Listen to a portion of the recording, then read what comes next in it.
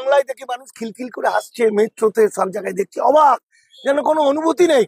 এমন কায়দা করে দিয়েছে হিটলারের স্টাইলে, মানুষ বুঝতেই পারছে না। ঢপ দিয়ে বলছে 6 নম্বর ফর্মে, এটা ঢপের গল্প। দেখুন 6 নম্বর ফর্ম এবছর যাদের 18 বছর বয়স হয়েছিল তারা আবেদন করেছিল 6 নম্বর ফর্ম নাম তোলার জন্য, 9.5 লক্ষ।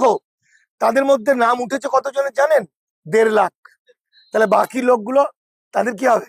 বাকি বাচ্চাগুলো যাদের 18 বছর বয়স হয়ে গেছে তারা নাম তুলতে পারেনি, এবছর তুলতে পারবে না, কিন্তু আগামী বছর তুলতে পারবে তার কোনো গ্যারেন্টি নেই।